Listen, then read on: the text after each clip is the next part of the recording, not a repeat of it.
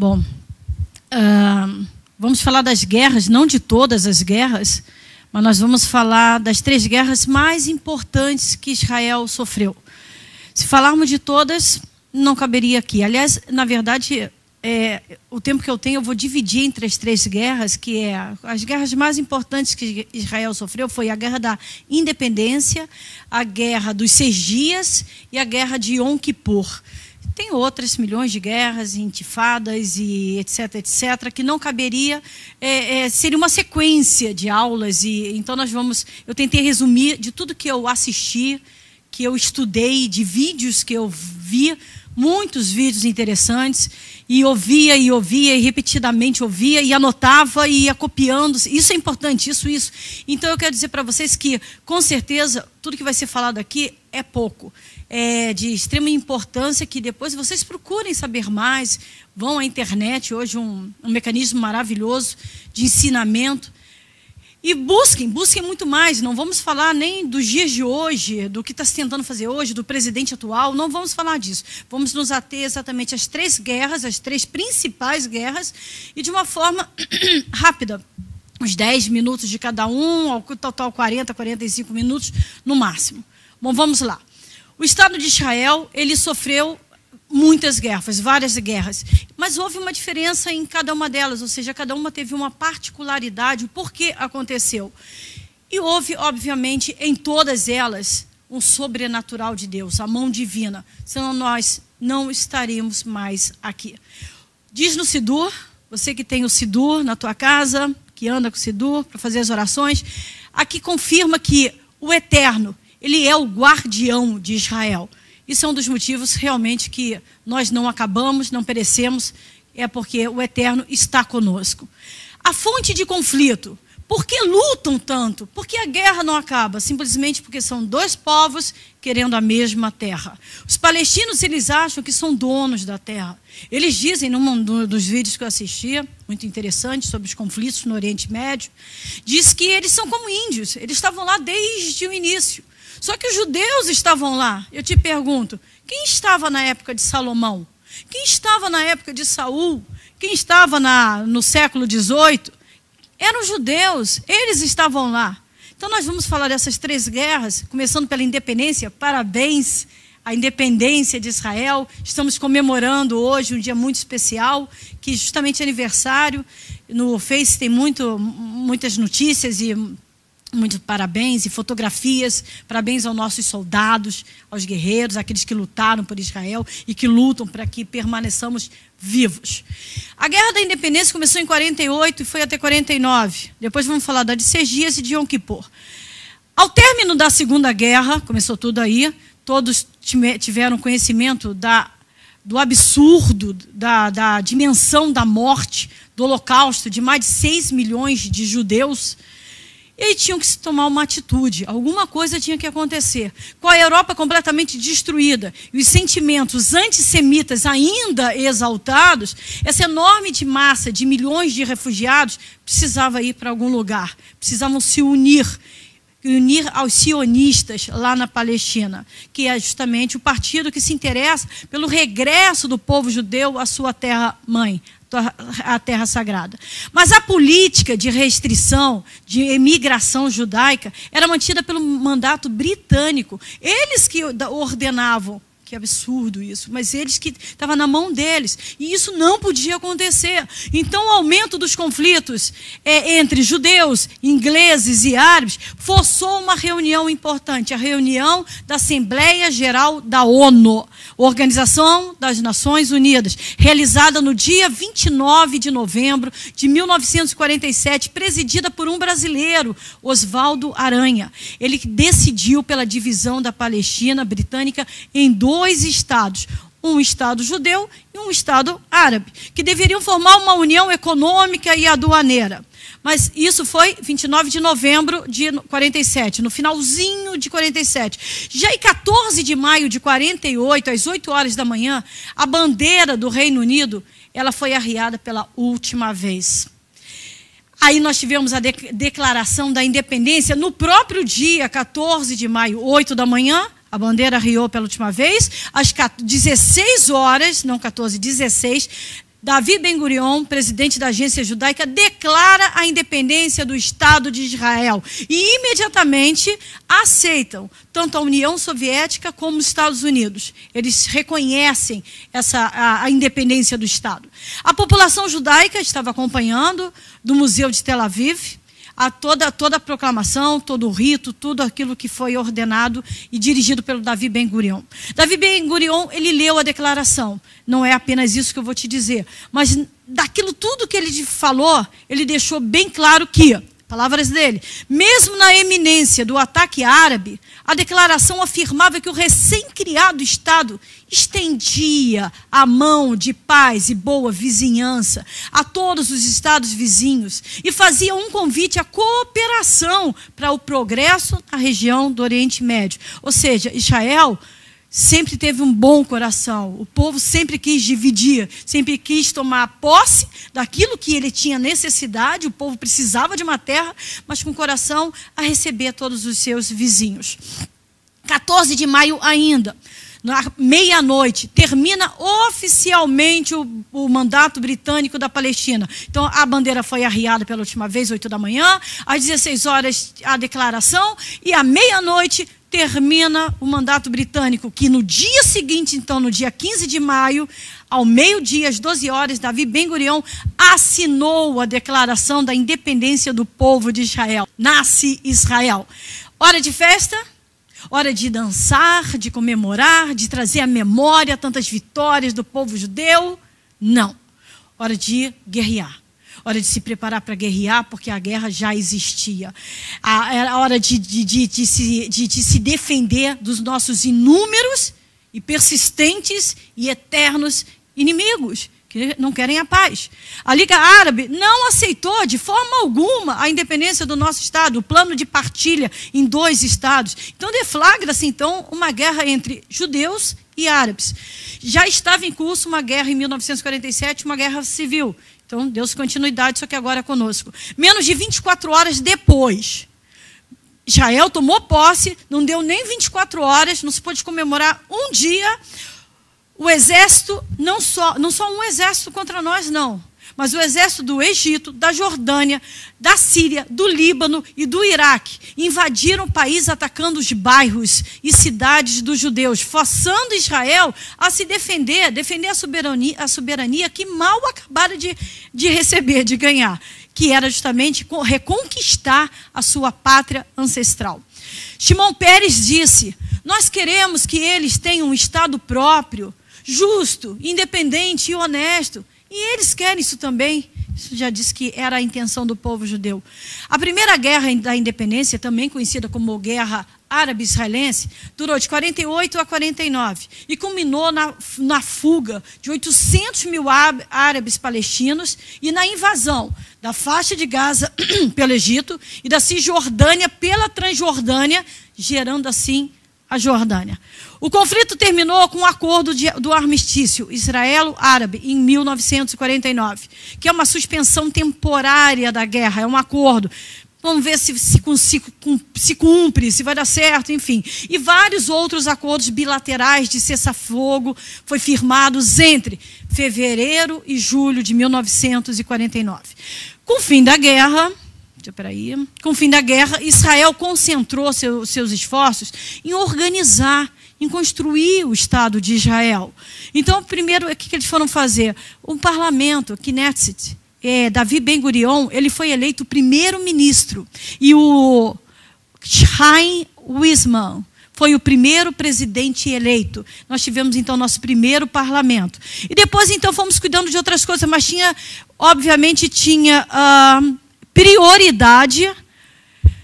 Ben-Gurion, ele tinha prioridade no esvaziamento dos campos de refugiados que tinha na Alemanha, na Itália e na Áustria. Trazer de volta esse povo que tanto já havia sofrido desde a Segunda Guerra Mundial. A nova minoria que ficou, porque 800 mil foram embora, fugiram de palestinos, árabes, mas a nova minoria que ficou de árabes em Israel, 156 mil, acabaram por permanecer em Israel, além de centenas de aldeias, exclusivamente habitadas por eles. E foram dadas 5 cidades. O povo judeu concedeu, trato que eles pudessem ficar no território israelense, Acre, Haifa, Jaffa, Ramlé e Jerusalém. Eles poderiam dividir e ficar por lá. Sob a administração, essa nova construção nova de Israel, de Jerusalém, esse povo israelense, eles começaram a construir nas aldeias escola para que as pessoas pudessem estudar. O número de alunos saltou de 10 mil em 1948, antes de começar a guerra, logo começou a guerra, para 26.500 em 56. O povo estava estudando, estava aprendendo, mesmo diante da retração populacional árabe. E o hebraico passou a ser a segunda língua ensinada em toda a população, ensinada inclusive nas escolas árabes. E assim acabamos a independência, demos aí uns 10 minutos para poder falar mais um pouco de cada uma delas, comemorando hoje a independência, lembrando que quando nós somos um povo que muito sofreu, botou os pés em Israel e sofreu a guerra. Muitos acordos, intifadas, guerras, muitas mortes, mas Israel continuou, permaneceu. Até que, mais uma vez, uma guerra estourou, e essa foi a guerra, mas uma das guerras importantes. Nós tivemos ali nós estamos falando em 67, mas em 56 nós tivemos a Guerra de Suez. Não vou falar nessa, porque vou falar das 3 maiores. Então, a Guerra de 6 Dias foi uma guerra muito interessante, porque lembra o Eterno, que foi uma guerra que durou 6 dias e no 7º o povo descansou. E lembra da criação do mundo, quando o Eterno criou o mundo em 6 dias, e no 7º ele descansou. O Eterno estava realmente conduzindo tudo conforme a sua maneira de entender as coisas. Baruch Hashem por isso. Nos 6 dias de guerra, então nós estamos na guerra dos 6 dias. Os israelenses tomaram a península do Sinai, a Cisjordânia e as colinas de Golã na Síria. E eu pergunto, você sabe por quê? Qual foi o motivo que começou a guerra dos 6 dias? Qual foi o motivo? Sabemos que da independência foi porque os árabes não aceitaram a partilha. Não vão ter terra, a terra é nossa. E foram brigar para tentar que a terra fosse só deles. E a de 6 dias? Qual foi o motivo? Teoria da conspiração. Diz a doutora Isabelle Guinot, jornalista do jornal Haaretz, que tudo começou com uma mentira. Tudo foi uma mentira, uma coisa inventada, intencionalmente. Os registros históricos mostram que a União Soviética, a quem tinha aceitado até a independência de Israel imediatamente, sem problemas, já na Guerra dos 6 Dias, os registros mostram que a União Soviética deu aos egípcios informações totalmente mentirosas, equivocadas, intencionalmente, sobre as tropas israelenses estarem se intensificando na fronteira da Síria. E não era verdade. Eles calcularam que isso provocaria uma resposta de Nasser, o presidente do Egito. Logicamente que aconteceu uma resposta de Nasser, lógico. O general Mordechai Rod, ele disse, se as teorias da conspiração não podem explicar a surpreendente vitória de Israel na Guerra dos 6 Dias, e não havia nenhuma arma secreta, devemos buscar outra opção. Quando nossa nação é encurralada, ela se ergue, revida em dobro. Esse espírito é a arma secreta de Israel. É verdade, está certo, general Mordechai. Israel, ele tem muita força, ele tem uma garra, ele tem algo que não é dele, não é de dentro, não é de Sehará, é realmente algo, força que vem do Eterno, é uma confiança realmente no Eterno, não neles mesmos, não na preparação, no treinamento. Eles creem no Eterno, que o Eterno é o Deus de Israel, é o protetor, o guardião de Israel. E é verdade, essa é a nossa arma secreta, entregar tudo nas mãos do Eterno.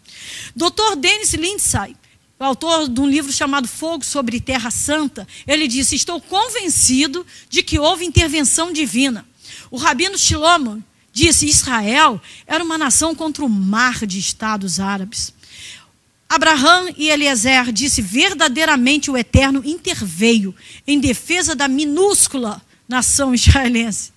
E aqui tem uma história, umas 2 historinhas, que o capitão Gerson Salomão, que foi um veterano, ele viveu da Guerra dos 6 Dias, não são histórias místicas de luta, é verdade na vida de Israel. E ele conta que no Sinai, um soldado israelense, ele se perdeu da sua unidade. Ele estava perdido, ele estava sozinho.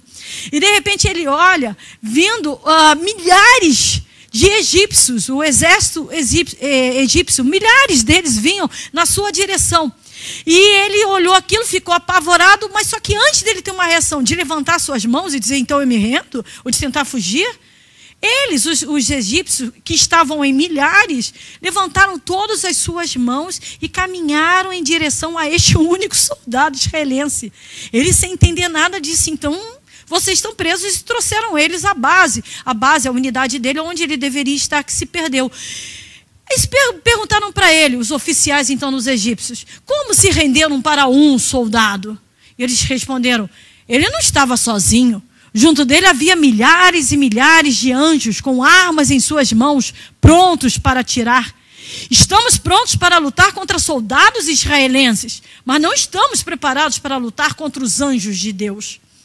Com certeza isso aconteceu.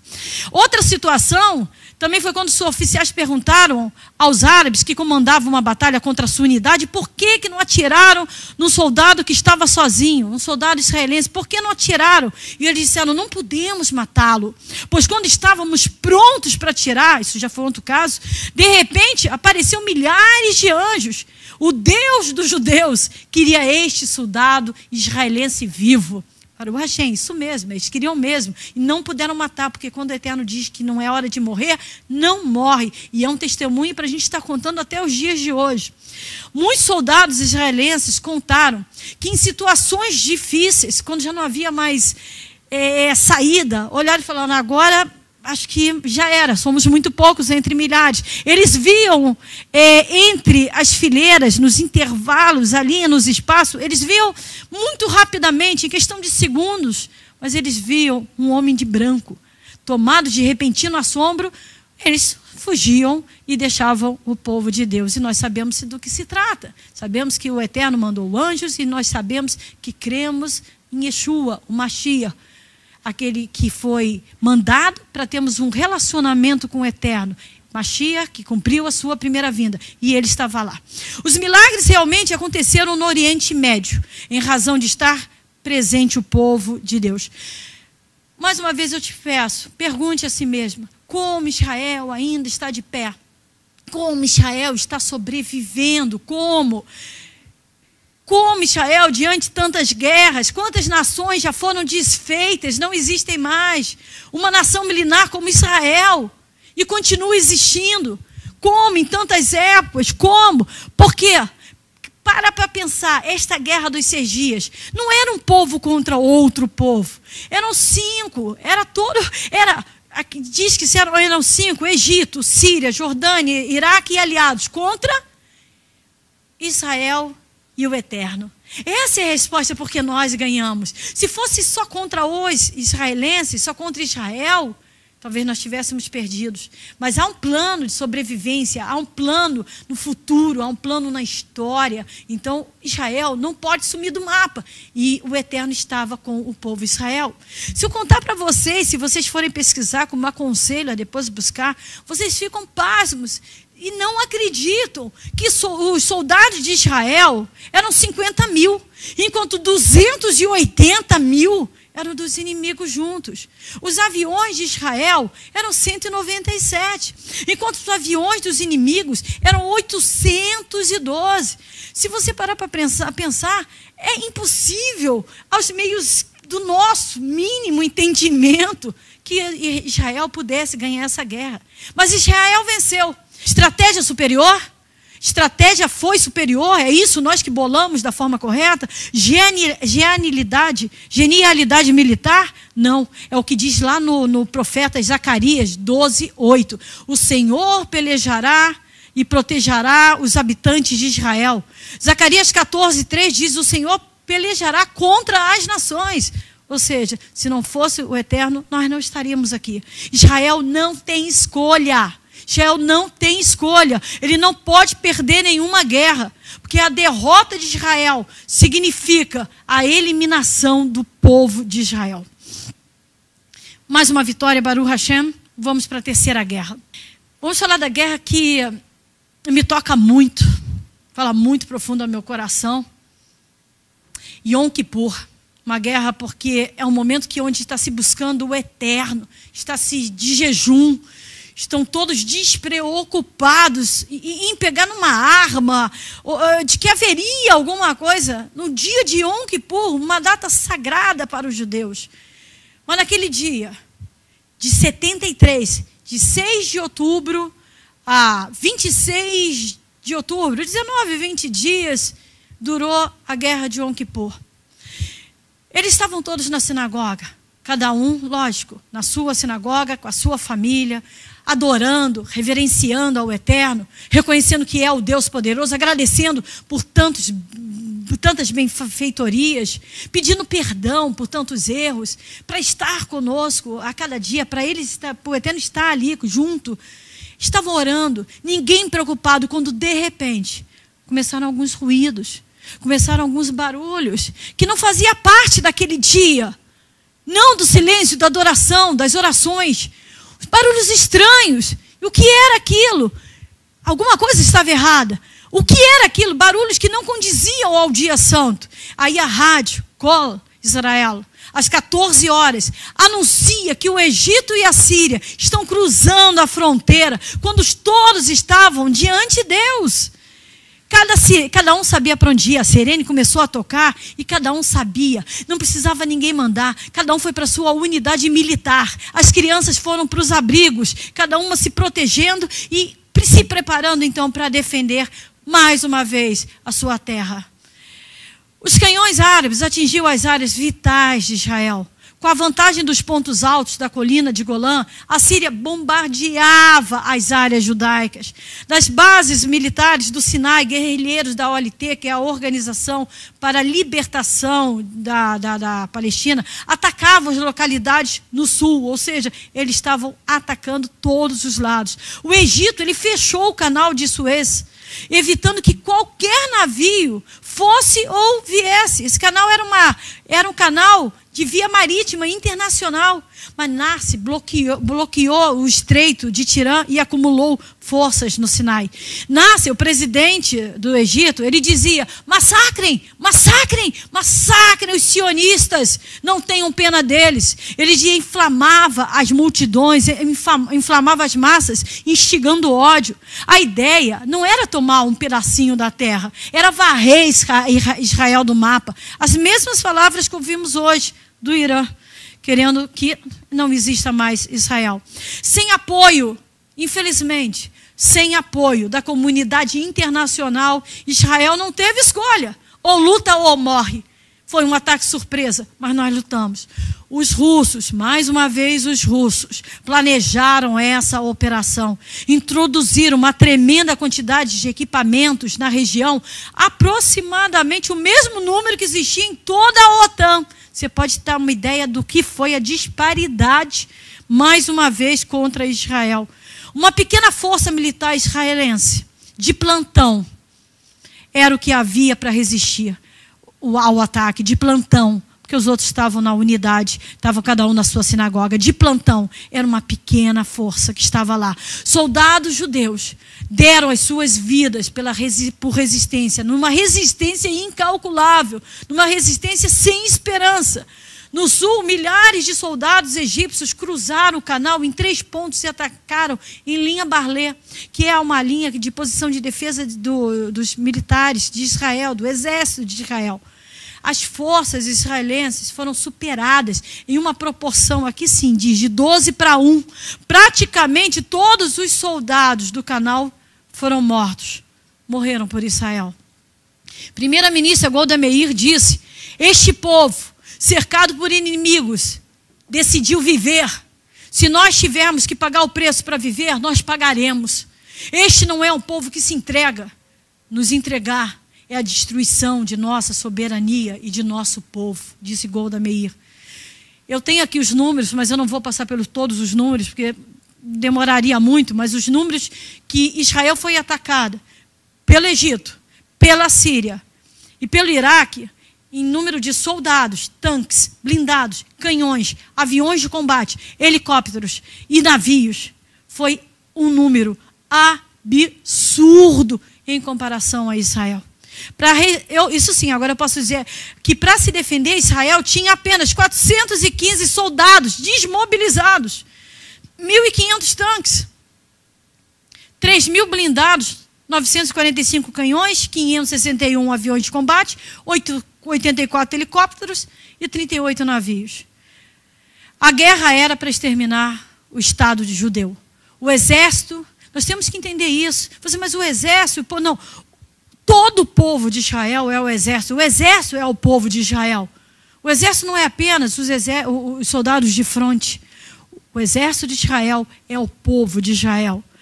A força aérea trabalhou sem descanso, assumiu o lugar dos soldados na defesa do país. A marinha também agiu rápido. Na primeira batalha naval da história, apenas com mísseis, destruiu a marinha da Síria e aniquilou a do Egito. A força de terra, enquanto isso, fizeram o seu trabalho usual com um preço muito alto, logicamente. Não tem como negar, o Eterno lutava com eles. O momento decisivo dessa luta, nós detemos o ataque e conseguimos iniciar o contra-ataque. Baruch Hashem. Vocês podem imaginar Israel aqui, pequenininho, o mar Mediterrâneo, e aqui todos os inimigos entrando, nos estreitando. Mas nós conseguimos deter o ataque e conseguimos iniciar o contra-ataque. No norte, o exército se mobilizou e as forças da Síria foram empurradas. No sul, as forças de Israel resistiram, empurraram os egípcios para o outro lado do canal. E vendo a destruição dos exércitos árabes, a União Soviética, mais uma vez, posicionou 7 divisões aéreas no sul de seu território e entrou no Mediterrâneo com 40.000 exércitos, fuzileiros navais prontos para atacar Israel. O Conselho de Segurança da ONU interveio quando os russos perceberam que Israel iria destruir completamente o exército do Egito. Não interveio antes, quando Israel tinha uma probabilidade, pela visão do homem, do entender do homem, que perderia a guerra. Mas depois que viu que nós iríamos resistir e destruir o inimigo, aí a ONU interveio. Os dois lados aceitaram a trégua e pela primeira vez houve um diálogo. O que foi isso? Benevolência de Israel. Israel estava ganhando a guerra. Israel só se defendia. Israel estava ganhando, mas concordou. Vamos dar uma trégua, vamos fazer um acordo. Israel queria paz. Moshe Dayan disse, ministro da Defesa, no final da guerra, o comandante declarou: esta foi uma guerra difícil, dias ensopados com sangue, mas nós precisamos continuar lutando. Não vamos sobreviver se não lutarmos. Isso é o que a Golda Meir falava, o que Moshe falava, o que todos falavam. Se não lutarmos, não sobreviveremos. Israel venceu. O Estado judeu sobreviveu. Enfim, ganhamos mais uma guerra. Independência, ganhamos Sergias, ganhamos Suez, ganhamos, que não falei, ganhamos Yom Kippur, houve um acordo. Israel viveu em paz? Não, claro que não. Israel continuou em guerra. Muitas outras guerras, muitas outras intifadas, acordos, conflitos. Israel nunca descansou. Eu vou falar justamente de um dos acordos, justamente desse líder Arafat, Yasser Arafat, um acordo que ele tentou fazer, fingiu fazer com Israel. Acordo em Oslo, um conflito no Oriente Médio, um CD maravilhoso que eu assisti. E John Kennedy disse: a paz não está em acordos e convenções, está no coração e na mente das pessoas. É verdade, assinar um papel não é garantia. Como aconteceu? Se assinou, Arafat assinou e não cumpriu com um item do que foi acordado, prometido, combinado. Mentiu o tempo inteiro. A intenção dele era apenas entrar em Israel. 1993, nós terminamos então em Yom Kippur, vivemos mais algumas guerras, mais algumas batalhas, e em 1983 foi bolado um plano para acabar com o derramamento de sangue. Chega, era muito sangue, era muita guerra, eram muitos mortos, civis mortos, exércitos, nações, tinham que parar. Então, em Oslo, na Noruega, o primeiro-ministro israelense, Yitzhak Rabin, presidente Clinton, e Arafat, da OLP, Organização da Palestina, para a Libertação da Palestina, fizeram um acordo, assinaram um acordo, Acordo de Oslo. O que era o Acordo de Oslo? terra por paz. Era trocar terra por paz, conhecido até como a paz dos bravos, que era justamente o Rabin, o Yitzhak Rabin e o Arafat. Oslo não foi o final de um tratado de paz, não foi o final, foi o início de um processo de paz, que infelizmente não aconteceu. Objetivos de cada parte. Os árabes, eles queriam terras. Os judeus, eles queriam paz. Esse era o objetivo de cada um deles. Acabar com o terrorismo, obviamente, viver em paz. Você quer em paz, não quer terrorismo. Compromisso de Israel, ele assinou. Ele tinha que reconhecer a OLP, não mais como uma organização terrorista, mas conhecer como AP, Autoridade Palestina. Reconhecer como não mais a OLP, mas como AP, autoridade, eles têm autoridade. Esse era um primeiro ponto. Segundo, transferir algumas terras para eles, também tinha que fazer. Terceiro, educar crianças na escola para a paz, preparar as crianças para a paz. Outro, criação de uma polícia da AP. Reconhecer a AP e dar uma polícia para eles com 10 mil homens. Desde que, estava anotado isso, desde que não tivesse terrorista entre eles. E mais, dar armas e munição, ou seja, Israel deu soldados, deu armas e munição para que eles pudessem ter uma polícia. Esse é alguns dos mais 5 mais importantes, pelo menos, mas acho que são esses.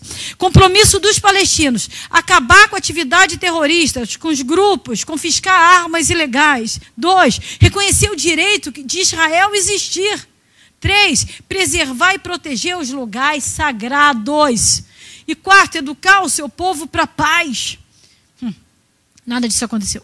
O mundo acreditou e ficou tão otimista com esse acordo, eles apareciam, eu vi os vídeos, eles rindo, eles dando mão, eles batendo nas costas um do outro, felizes, que foram receber o Prêmio Nobel da Paz em 1994, ano seguinte. Recebeu o Arafat, Shimon Peres e o Yitzhak Rabin. Receberam os 3 um Prêmio Nobel de Paz. Essa paz que nunca aconteceu. Mas eles receberam esse prêmio. No mapa do Oriente Médio, que eu tinha falado há pouco tempo, se você visualizar, mal dá para ver Israel, porque em volta Egito, Síria, Irã, Iraque, Jordânia, Líbano, você não vê praticamente Israel pequenininho, naquele mundo de mar logo do lado. Em relação a outras regiões, Israel é mínimo. Mas mesmo assim, Israel estava disposto a compartilhar, a dar pedaços de sua terra por paz. Ao longo dos 5 anos, que era o acordo, porque depois de 5 anos eles iriam então sentar novamente e conversar, ver o que estava bom, o que não estava, o que tinha que mexer, mas ao longo dos 5 anos. Mais israelenses foram mortos nesses 5 anos após a assinatura de Oslo do que nos 15 anos anteriores. Um absurdo, porque não era para paz, o acordo não era paz. Não era para não ter morte, mas nós tivemos mais mortes do que em 15 anos passados. Israel transferiu à AP 42% da Cisjordânia e 90% da faixa de Gaza. O único país que está disposto a dar uma parte da sua terra ancestral. Ariel Sharon disse: após vencer guerras e batalhas contra um inimigo agressor, quer dizer, demos guerra, demos terras após guerras. Terras e guerras, e nós queríamos paz. Israel queria tanta paz que quem fosse contra Oslo, esse acordo de Oslo, ele seria declarado um indivíduo contra a paz. Mas muitos não aceitaram. Muitos realmente não aceitaram. E em 1995, infelizmente, um militante judeu, não um inimigo, mas um militante judeu, assassinou o primeiro-ministro Yitzhak Rabin. Israel deu terras. O que nós recebemos? Israel deu 40%, 30%, 20%? Quanto Israel deu? Ao total, 40%? Recebemos 10% de paz? Nada, não recebemos paz. Não recebemos nenhum cumprimento do acordo de que Arafat tinha que cumprir. Israel não recebeu nada em troca. Foi quando os homens-bombas começaram a aparecer. Foi depois de Oslo. A AP... logicamente dizia que não, mas ela estava envolvida, bancando inclusive os coletes, bancando financeiramente. E uma enquete, absurdo, a enquete eu fiquei horrorizada, mas diz que 72% das crianças de Gaza, elas querem ser homem-bomba, para ver o que fazem com a cabecinha das crianças. A AP violou itens do acordo. Ataques terroristas continuaram. Organizações terroristas também existiam. Destruíram locais sagrados, a antiga sinagoga de Jericó, a tumba de Raquel, a tumba de José. Tacavam pedras nos judeus que estavam indo visitar. Não educaram seu povo para a paz. Tem uma ONG, essa eu nem registrei muito, mas eu sei que estava escrito lá o nome da ONG, que foi às escolas israelenses para ver livros, para ver mapas, para ver cadernos, ensinavam a paz às crianças, a paz, para viver em paz. E foram também às escolas palestinas e não se fala de paz. Nenhum livro, nenhum caderno, nada existe sobre a paz. Arafat foi visto na TV palestina elogiando os ataques do Hamas. Arafat assinou ordens e compra de muitos coletes. Ele associou-se aos grupos terroristas. Em 98, 5 anos depois, o estatuto ainda não foi alterado, dizendo que diz que a luta armada é a única maneira de libertar a Palestina. Eles dizem isso. Clinton foi a Gaza, depois de muita discussão, e resolveram fazer, não foi um acordo, não, um memorando simples, vago, e não mudaram o estatuto, que era uma das coisas que Israel queria muito. Políticos nas rádios, jornais e TV, eles proclamam, eles dão as mensagens de ódio aos judeus. Ele diz no discurso de 2001, ele diz: as massas de mártires se preparem para entrar no paraíso. O paraíso está aberto agora. 70 mulheres de olhos negros estão esperando por vocês. Isso era o ódio, isso era um incentivo ao povo palestino. Matem os judeus. Religiosos, nas rezas de sexta-feiras, dizem, 2001, eu vi um vídeo, matem os judeus. Combatem, matem. Bênçãos a quem colocar cinturões com explosivos no seu corpo ou em seus filhos. Bênçãos àquele que tem bala para pôr na cabeça de um judeu. Mentiroso. Arafat mentiu, porque ele dava uma mensagem ao mundo e outra mensagem ao seu povo. Ao mundo ele ia para a televisão, para as entrevistas, via os vídeos com os microfones, todos entrevistando, e ele ia escondendo totalmente esses ataques terroristas. Mas para o povo, ele diz: lutem, guerra santa, a caminho de Jerusalém, nossa capital. A alma e o sangue damos a ti, Palestina. Haverá mais mortos a caminho de Jerusalém. Estamos todos a caminho de morrer como mártires. E disse uma coisa tão absurda, tão cínica. O que nós pedimos? Paz. O que eles prometeram? Eles queriam terra e nós paz. Eles prometeram nos dar paz. Sabe o que ele disse? Prometemos paz em troca de terra, não segurança em troca de terra. Mas se você não tem segurança, você não tem paz. Então, não dá para entender. Foi tudo um golpe, foi tudo uma mentira. Nós queríamos paz, viver em paz. Vivemos todos juntos. Como está falando na escola nenhum livro, nenhum caderno fala de paz. Ao contrário, fala de incitação, a briga, a ódio, a morrer, a ser mártir. Não fala nada de paz. Aliás, não fala nem de Israel. Não se fala nenhuma ligação dos judeus com a terra nos últimos 3.500 anos. Não se fala em nenhum livro. Israel sequer existe. Para eles não existe. Está lá por acaso e vai sair. Para eles vão continuar brigando e lutando. Existe um salmo, o Shayed, que glorifica as crianças ou adultos que se oferecem para morrer. O texto do salmo diz assim: eu vejo minha morte e me apresso em encontrá-la. Arafat incita. Eu vi um vídeo dele falando: se vocês estão cansados, mandem seus filhos, mandem suas crianças. Como assim? Elas são os generais do futuro. Ou seja, as crianças querem ser. Como eu vi uma menininha de 11 anos sendo entrevistada, o repórter perguntou: mas melhor do que direitos, paz, é ser mártir? Ela disse: sim, todos desejamos o martírio. O que pode ser melhor do que o paraíso? Garotinha de 11 anos. O que pode ser melhor do que ir para o paraíso? Crianças de 2 aninhos, pequenininha, mal sabia falar, ela estava dizendo, quero matar judeu, quero matar judeu. Ela mal sabe falar. Estão ensinando, matem judeus, taquem pedra nos judeus, odeiem os judeus, destruam o povo judeu. Os israelenses queriam tanto a paz, que elegeram agora Ehud Barak, primeiro-ministro. Barak fez mais concessões do que qualquer líder israelense. Ofereceu tudo que Arafat queria. Tudo que ele pedia, ele concedeu. Criação de um Estado palestino com controle e prioridade de 97% na Cisjordânia e 100% da faixa de Gaza. Jerusalém seria compartilhada e a capital do novo Estado palestino. A AP controlaria todo o setor árabe, oriental de Jerusalém, incluindo 70% da cidade velha e todo o monte do templo. Voltaria um número indeterminado de palestinos e pagaria uma indenização para aqueles que não quisessem voltar. Barak aceitava todas as exigências palestinas. E mesmo assim Arafat não aceitou, largou a reunião no meio, se mandou dizendo, queremos matar judeus. E aí simplesmente Arafat rejeitou a oferta, abandonou negociações, não fez nenhuma contraproposta e começou a intifada de Al-Aqsa. Enfadada, já planejada, desde as últimas conversações em Camp David, o local onde Clinton tem uma casa de veraneio, ali ele já planejava que não ia cumprir nada.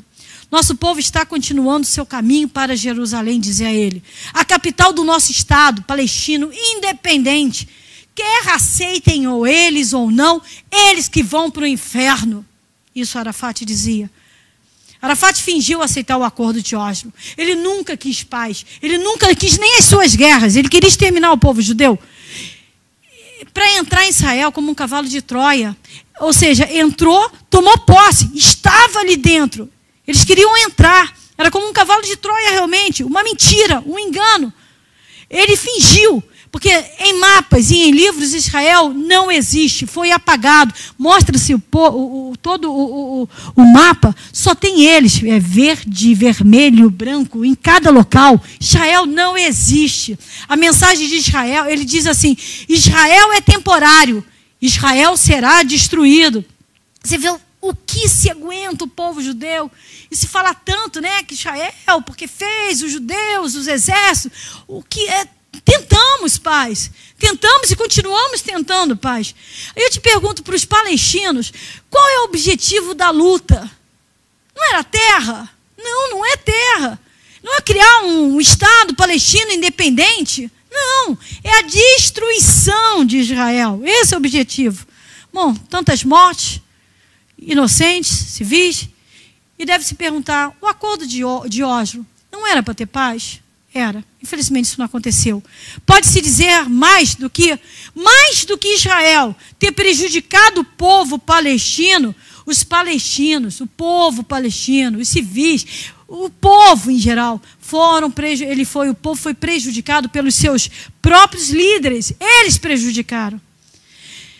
Em 26 de outubro de 94, Rabin assina um acordo de paz com a Jordânia. 2006 e 2007, Mahmoud Ahmadinejad, o presidente do Irã, diz, declaro que sempre que puder, vai varrer Israel do mapa. 2006, o Hezbollah, patrocinado pela Síria e pelo Irã, ataca Israel com milhares de mísseis. Ou seja, 2006, 2007, 2018, e como o Roche disse, Magog, Megido, e, enfim, guerras e mais guerras esperam o povo de Israel. Sabemos que 10 nações se juntarão para que guerrear contra Israel. Israel estará sozinha contra o mundo. Então, infelizmente é isso. Por isso precisamos orar. Precisamos gastar nosso tempo na presença do Eterno. No Sidur, aqui na página, acho que é 600, espera aí... Página 601, há uma oração pela vida dos soldados de Israel. Soldados de Israel, ore pelos soldados de Israel. Tem também a oração, acho que na 602, na 600, oração pela paz de Israel. Vamos orar pela paz, vamos orar pelos soldados de Israel. Tem uma música que nós cantamos sempre aqui com o nosso Razam. Ali diz, não dorme e nem cochila o guarda de Israel. E para terminar, Eu queria acabar com uma frase que diz: Adonai Elor Leolam Vaed. O Eterno reinará para todo sempre. Adonai Elor Leolam Vaed.